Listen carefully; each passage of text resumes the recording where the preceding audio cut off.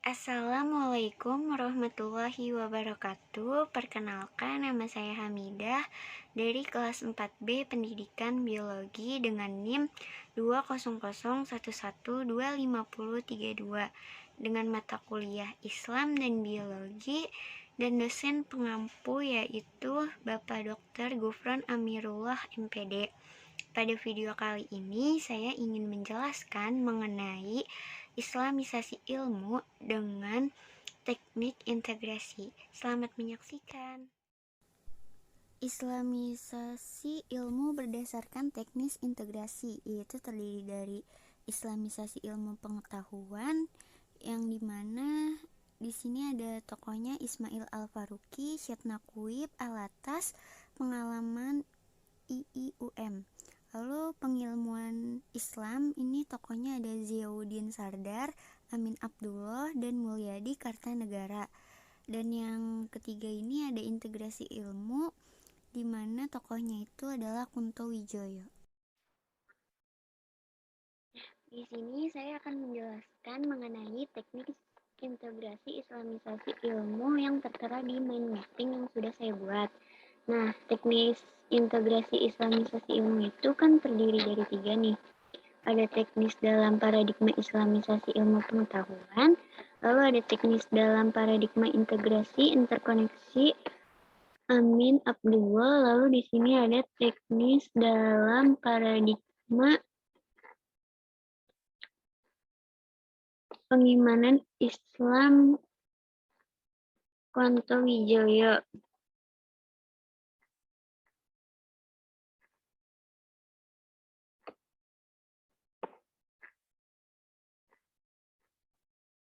Di sini kita bahas mengenai teknis dalam paradigma Islamisasi ilmu pengetahuan. Di sini tuh terbagi jadi Islamisasi ilmu pengetahuan Ismail Al-Faruqi, dan di sini ada teknis Islamisasi ilmu pengetahuan model Najib Al-Atas, lalu ada teknis Islamisasi ilmu pengetahuan model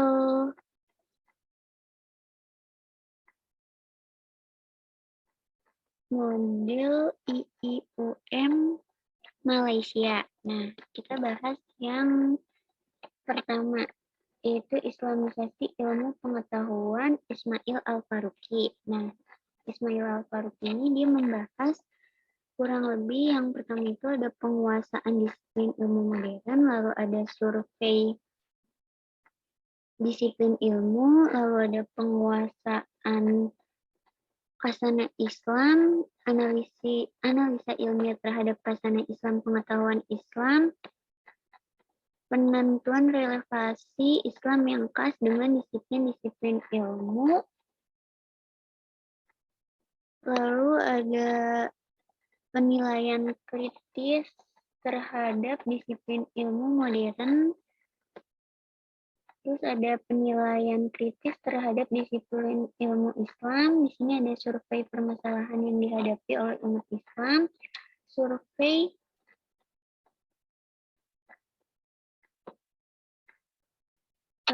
permasalahan yang dihadapi umat Islam, lalu ada analisa kreatif dan sintesa, lalu ada penuangan kembali disiplin ilmu modern ke dalam kerangka Islam, lalu ada penyebar luasan disiplin ilmu yang telah diislamisasikan.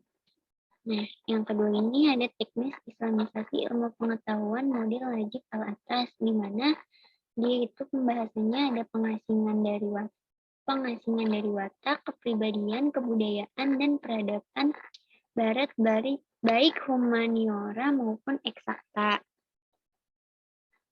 Nah, terus yang poin pembahasan dari Najib Al-Atas itu yang kedua ada pengisian ilmu pengetahuan dengan unsur-unsur dan konsep-konsep kunci Islam.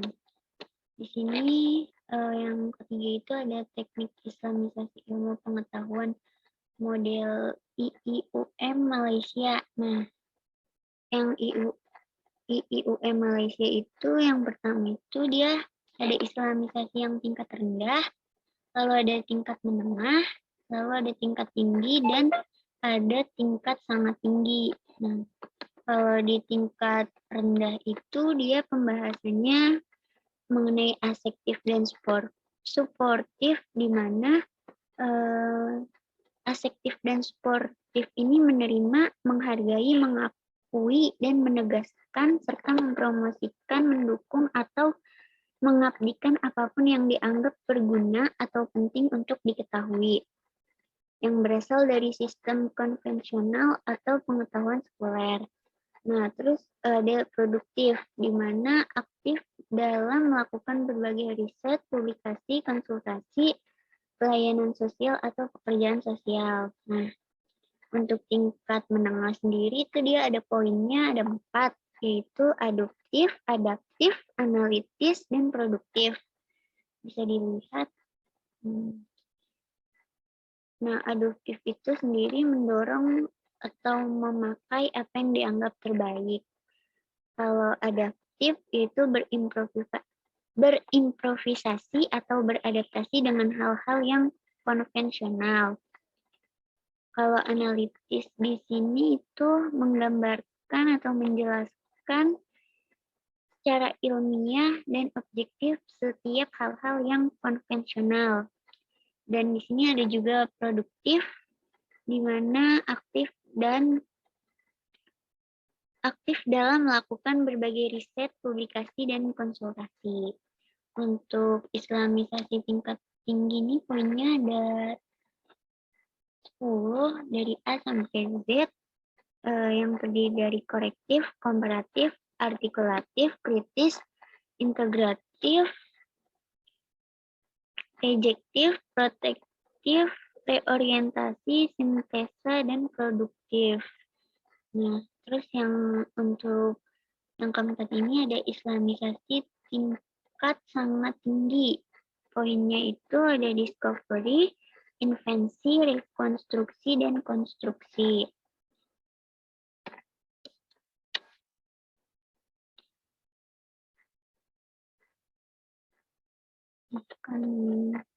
Konstruksi dan juga ada produktif di poin keempat ini. Lalu kita masuk ke teknis dalam paradigma integrasi interkoneksi Amin Abdullah. Nah, di sini ada 3 pembahasan, di mana ada yang pertama ini, yang A, pembahasannya model kelas pemula. Itu poinnya ada informatif, di mana suatu disiplin ilmu perlu diperkaya dengan informasi yang dimiliki oleh disiplin ilmu lain. Nah, terus adanya informatif ini berguna untuk wawasan civitas akademi semakin luas. Lalu ada poin konfirmatif, di mana suatu disiplin ilmu ini tertentu untuk membangun teori yang kokoh dan memerlukan penegasan dari disiplin ilmu. Terus ada poin korektif. Poin korektif ini yaitu poin yang berisi suatu teori ilmu tertentu perlu dikonfrontir dengan ilmu agama atau sebaliknya.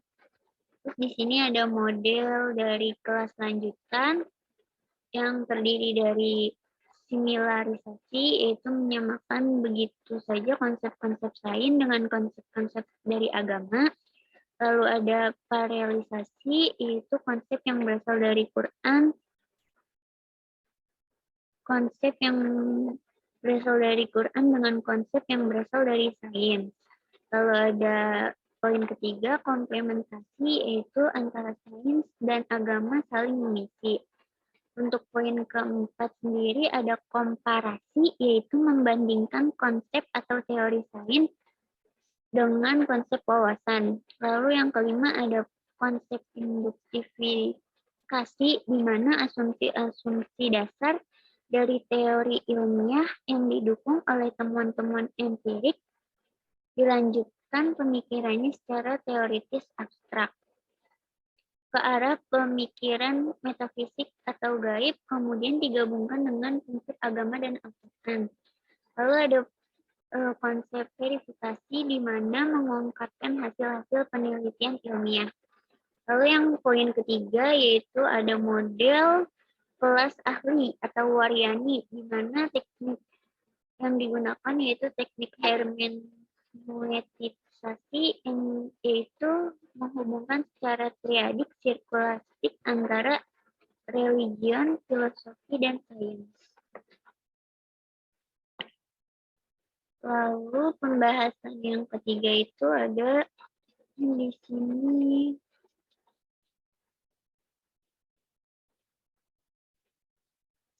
ada teknis dan paradigma pengilmuan Islam untuk Wijoyo. Nah, pembahasannya itu ada dua, yang di sini ada integralisasi, yaitu di mana cara untuk menyatukan wahyu Tuhan dengan temuan pikiran manusia yang tidak akan mengucilkan Tuhan.